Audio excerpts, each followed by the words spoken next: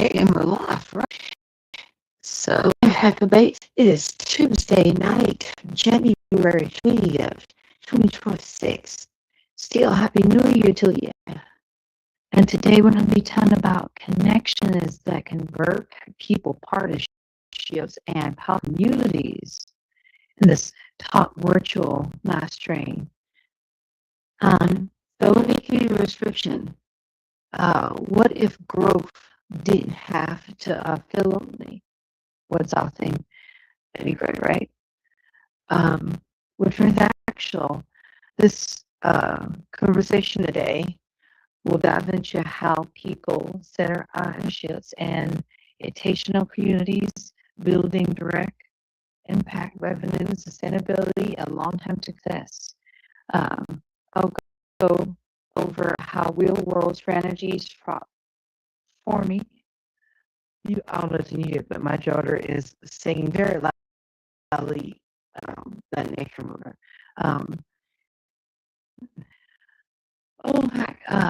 The world strategies for forming alive relationships, nurturing communities that actually engage. I just learned all like and turning connections into measurable, possible events that some so for spanning your audience. So if you ever wondered how do partnerships really drive revenue, what makes a community powerful instead of as a have, whereas balance between people, purpose, and profits, this conversation is for you. So stay waiting for a minute. Hey, what's going on over here? And visualize veins. Textualize, I like vision vines. I'm going to share my screen, so yes, so totally here with you. And if you're curious about what I am using for these slides, I am using NotWikiML. Mostly because Notebook is my favorite. It's such my favorite that I'm paying for it because, yeah, that's on the tail of it. Okay, so connections that convert people, partnerships, and profitable communities. This is the topic today. Let me push more buttons so I can get that going. All right, nice. Okay, so the high cost of isolation in a hyper-connected world, most founders are drowning in noise but starving for signals. We often confuse the busy work of networking with strategic assets of connections. What I don't need people do there. I don't really go to networking things. I get a lot of people that ask me questions, they get the answers, and then they move on. I never really hear from them again. Sometimes we may connect on LinkedIn, but that might about it. So make sure you're connecting with the right people. Make sure you're going to these events, looking for your target audience. Might help you work. You sure are looking for a Series B SaaS companies. That might help. Okay. Core strategic inquiries. 1. Why do you think so many founders feel isolated while trying to grow? So probably asking nobody. They probably didn't make no LinkedIn poll. They probably didn't ask anybody on Facebook. They probably didn't ask chat or Gemini where the target audience hang out. And they just assume, you're not supposed to assume. Where do you see people confusing networking with real connection? All over the place. Like I said, I go to networking events online, in person, and I am not meeting my target audience. And I know I'm Fosco with Fisher. So let's go with Fisher. I'm going to use the bait the fish like. I'm going to offer them that bait, and I'm going to take it back with me. That's how you, a fish for target audience. What's broken about the way partnerships are typically approached? I think people usually ask me what's in it now. they don't really care. It's going to be reciprocated on the other end. But of course, you got the other end, which is the other end of the spectrum where people want to share, people want to help you. Like not that. So if you are doing kind of a virtual event, let me know because I'm going to see but question can. Operationalize. I can't say that English is. I'm trying not to say English is hard. I want to believe that English flows naturally and is spoken easily by me, very easily understood by me. But sometimes, ah, empathy as a business moat. Values are easy to hold when businesses do it. Yeah, you know your values. Do you have them written down? Do you often refer to them to make sure you're still on point? Um, the real test of a people first strategy is what you do when money is on the line. Yeah. You keep your word. That's what you do. You totally keep your word because if you don't, yeah, it's gonna hurt the person you're trying to partner with, collaborate with. It's gonna hurt yourself. Yourself is gonna see you as someone who does not keep their word. You don't want that because if you see yourself as somebody who doesn't keep your word, you're not gonna follow through, and you're gonna need to follow through because you're gonna keep your word. Okay, core strategic inquiries. What does people first actually look like in practice, not just in branding? Like I say, keep your word. If I tell you I'm going to do something I have for you, I'm most likely going to do that because I will not be the one that's holding you up. And hopefully, you're going to do the same for me. Two, how do you protect relationships while still running a profitable business? I hear a lot about boundaries. So, yeah, you gotta know when to say no, know what capacity you're at. Like, if your cup's about to overflow, you say, I can't handle that right now. Give me about 2 weeks and I could possibly get that done. Yeah. Or you got to delegate. You got to actually trust somebody else with your name, image, and brand. Hand that work off to them and let them use your name. That sounds so scary. But yeah, it is really helpful and it's like a relief when you got help. So yeah, when you pick people who know what they're doing and willing to do the work for you, yeah, that's really helpful. That's nice. Okay. Have you ever had to walk away from something profitable because it wasn't aligned? Yeah. I used to ask my mentor, shout out to Doc Williams, um, what's the difference between needing money and wanting to do the work? He says there's never any needing the money. You gotta want to do the work or you're not. My daughter, everything has its place. Everything has its order. Um, she's a true diehard fan of this. All my manufacturing peoples know what they're used. Okay, building partnerships that survive the real world. A contract cannot fix a misalignment of character. Success is determined before the ink dries by looking for specific behavior signals, core strategic inquiries. What makes a partnership successful before the money is involved? I know people probably not going to want to hear me say that, but it's a vibe. It is a vibrant thing. If you work well with people, you have a good rapport, that whole back and forth thing. Yeah, you got to work well with. That's how you do the partnership is good. Okay. Um, the first number two. What's one red flag you now look for when forming partnerships? Okay, so when I first started my whole entrepreneur journey, I hadn't too long graduated Greenville Tech, uh, and I was a graphic designer. And people say, "Oh, you like doing this? Go ahead and give me an example of how you would make this business hard for me." Oh, you know a printer? Go ahead and have them print it for me and I'll pay you later. Yeah, you know. No. And what are you gonna do? Well,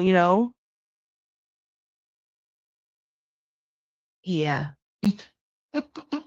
I'm supposed to have my phone turned off or at least have it on do not disturb, but some holidays you don't get through.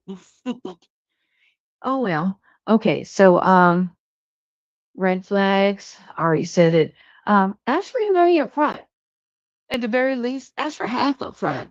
And if they don't want to do that, it's a good chance you won't work with them. The second number two. What's one red flag you now look for when forming a partnership? Oh, the same number twos. So I guess there's only three. Oh well, I didn't read this before. I'm alive, but oh well. Last minute slides. How do you ensure partnerships stay mutually beneficial over time? Well, hopefully, I'm going to take the time to make sure you got what you need from me as a strategist, event producer, even as a graphic designer. I got to make sure you got what you need. And I'm going to come up with strategies to use all these things after I've finished creating them. And you're going to do the same for me. If you know something that I need as event strategist, event producer, or even as a graphic designer, especially give me your name, the spelling, the correct spelling, or else I'm just going to look for on LinkedIn. And give bio. If you don't, I'm definitely going to find it on LinkedIn. And give me your phone bill. If that, I'm still going to find that on LinkedIn.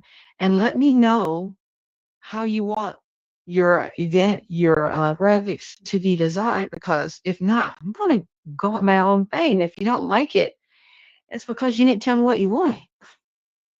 Next. Okay. Bridging the gap between collaboration and revenue. So the sink in. My word for the year is revenue. As boss, I'm on my revenue. So let me know if you have a word of the year, because client might want to know. Great chemistry doesn't always equal great business. We must examine where the friction lies when money enters the conversation. Tell me the truth. Are you not hosting events because you're scared to charge for them? Are you offering free events because you're scared to ask for money? Are you giving away your replays to your speakers? Are you not selling them the whole repurposing spiel? You get the transcript, you make a LinkedIn newsletter, you make a Medium blog post, you make an email newsletter, you chop up the text to make social media clips with your face and logos. Like, are you giving all that away for free? I hope not, because you be charging for that, because that is very valuable, because the event isn't over just because you stopped or ended. You keep that circular, because that's great information that everybody didn't get to see and they might get to go back to later, and you give it away free. So no, don't do that. Core strategic inquiries. Number one, can you share an example where a partnership directly led to revenue? Yes. Okay. So I had a friend who was going on a vacation and she left her business in my hands. And all I had to do was talk to 5 business coaches and help them run their virtual event. And I got paid for that. That was a partnership. It's nice when you can have friends, or you can leave your business in their hands and your business is totally fine. You come back. Yes. I had an opportunity to work with One String Live as their face of their brand, showing people how to use their product. I had an opportunity to work with Hey Summit. They were a sponsor for one of my events. And It's really nice. They gave away a product. I got to introduce the company to my audience, and they did a giveaway. Same with the boss. They get to go on their group and show people, their audience, how I use their program for events. And I get people DMing me asking, "Hey, can you do that for me?" And I think that this could kind of easy partnerships. Number two, what systems or agreements help partnerships scale without friction? That's a great communication skills because you don't say it out loud when you write it down in an agreement. It's gonna feel like I got you, and I kind of want to scratch that out. I'll initial it like inside do not agree. And then you're gonna be wondering why I'm writing on your flashback and saying that I don't agree with my emissions on it. So good communication can really help with that. So what systems or agreements help with partnerships? Yeah, without friction, you talking with each other. Number three, where do most partnerships break down once money enters the chat? Okay. I had a client when I was first starting out. They told me that they needed my help as a virtual event producer. So I set them up a summit page. I set them up a AirMeet page. I had a summit integrated into AirMeet. I did a live training for their speakers to show them um, how I set up the Hey Summit page with their speaker information and how the day of they're going to go to Air Meet. And they need to make sure that their information on Hey Summit was the same. And I gave them a week to check it out because you don't talk to me, I'm told to get your information from your LinkedIn page. If you don't want that, I'll show them how to chase the information. So the breakdown came in. Well, the agreement up front was I am going to help her set up these platforms. And when the event is over, we're going to split the ticket sales. So the was over. I think brought in at least 5,000. And I was excited. And I was asking, when were we going to split the money? And she's like, "Oh, I don't have any money. I paid my speakers." She didn't tell me she was going to pay the speakers up front. And she didn't tell me that she wasn't planning on paying me. But, it's nice to have things in writing. And it's nice to, if you keep your word and follow through with the words you spoke. Yeah, it comes very helpful. But I learned about it and I no longer work with that person. Oh well. Okay, the engagement gap, audience versus community. You guys know the difference between your audience and community? Inquiring minds want to know. Okay. So an audience listens to you, a community talks to each other. One feeds your ego, the other feeds your business ecosystem. And I'm all for a business ecosystem. Audience community, core strategic inquiries. Number one, what's the difference between an audience and between an and community and true community? Yeah, uh, it just said it at the beginning. What's the difference between an audience and a true community? I'm gonna say, you vary your community. Like you can get your community members through your event audience. Let's say you're watching it here right now live. You like what I'm talking about. You're like, "Hey, Erica, do you have a community?" I'm like, "Yes, we meet every Friday at 10 a.m. and we talk about all things events." So one can lead to another. Why do so many communities fail to engage after launch? Oh, hey, because usually after I post an event, I invite you to my community. So I have no idea. Is that sound? I am not sure. when I was with One Stream, I hosted their Facebook group every now and then. Oops, I got stuff popping up on my screen. I had my own Facebook group. I still have my own Facebook group. My free Facebook group is like my waiting room to my community. So when you're ready, if you see things that's going on in my paid group, the thought is you want to move from that free waiting room onto the paid community. Okay. How do I think I just read that one. So number 3, do you design community with intention instead of hope? For starting out, I totally did it with hope, like a lot of hope. But you know what? I was talking to Gemini like 2 days ago, and Gemini had asked me, what's the return on investment on this community? And I was like, I don't know. And it's like, why would somebody pay you to join this community if they're not getting a return on investment? And I'm like, dang, that should have been a part of my MVP, your minimal viable. That totally should have been part of it. But now that you can do something about it. You ain't gotta just let it sit there. You can actually do something about it. Okay. I'm pushing buttons, but nothing happened. I think something happened when something came up on my screen. Oh well, the button is pushed. The commerce of connection. Monetization without it requires a sequence. Value must precede the offer. Yeah, I got to tell you why you should join this community, what you're going to get out of this community, and how.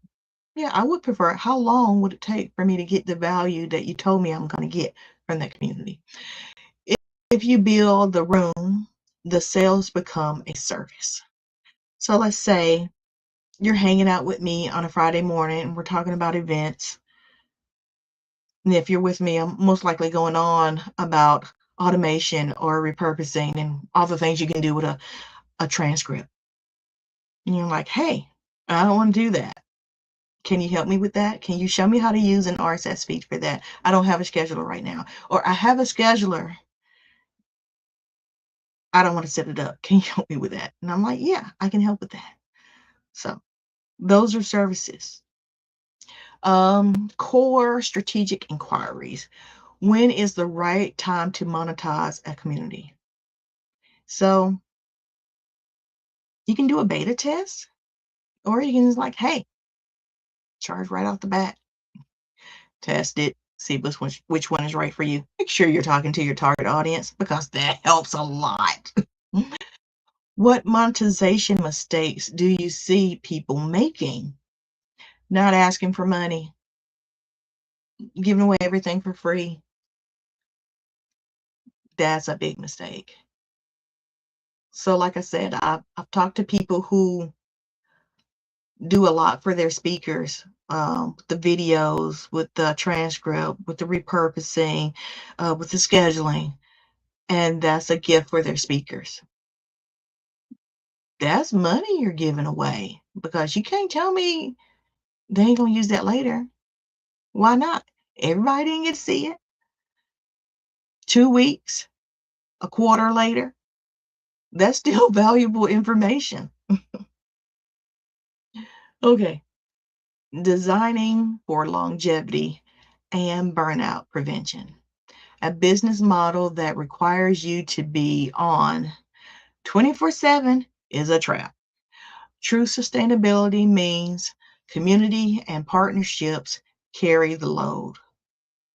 And I got to say, automation and scheduling helps a lot with that. If you front load your work and you push the button to automate it and let it go out by itself, yes, why not? I tell you, I love Missing Letter because Missing Letter will pick up my RSS feed and share it with my email. We'll share it with my social media channels. Yeah, it also picks up my Medium blog post and shares that with my email, shares that with my LinkedIn community because it feels like a big load off. Yeah, okay. So core strategic inquiries, what does sustainable growth actually look like to you? So, sustainable growth, having help, having the ability to communicate with people who you trust the delegation to. I know sometimes it's really hard to let go. You don't want to let go. It's like, I need to have my touch on this because this work has my name on it. This name represents me, and I can't let anybody misrepresent my name. But you have all the work then, and you shouldn't have all the work. Okay, how do partnerships and community reduce burnout? Like I said, delegation, people willing to help you. Why not? If you're running an event and you're taking on the sole responsibility of getting speakers who are willing to pay you to use your platform, and you need somebody to set up that platform for each of those speakers. Let's say you got 20 speakers. Do you want to set up that platform for all of those speakers? Do you want to make their banners? Do you want to make sure their logo is in a square format? Do you want to make sure that they got their brand colors on their PDF? No, you're going to give that to me, and I'm going to help you out with that. That's a partnership. So you don't have to do everything. You're going to give something like that to somebody like me. Okay, what systems help keep relationships strong as you scale? Let's see. If you tell me that I'm supposed to show up somewhere on time, I'm most likely going to need a reminder. I'm most likely going to need like a calendar or an SMS message saying that I'm supposed to be on a video call with you. That way I'll show up, because if I don't have it in front of me, that's a really good chance I'm not going to remember. Okay, pushing buttons.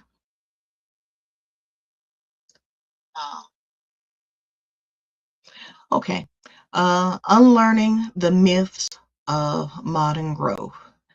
Success often requires subtracting beliefs rather than adding strategies.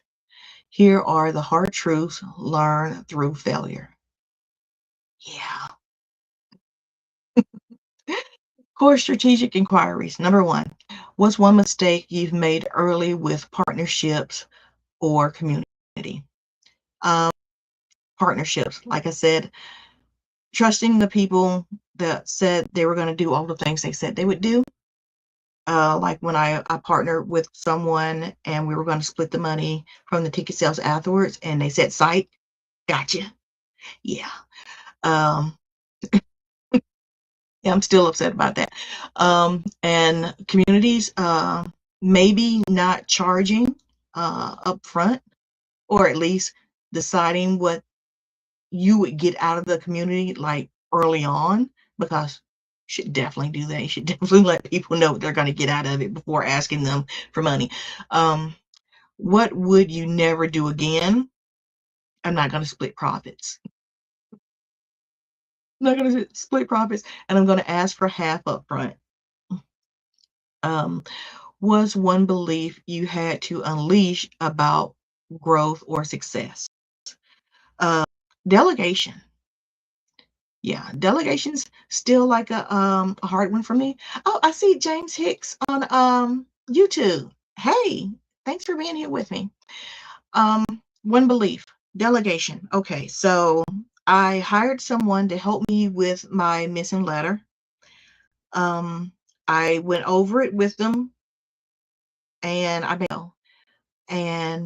I gave it to them, and I went away. And when the videos came out, the text didn't match the video, and I was sad.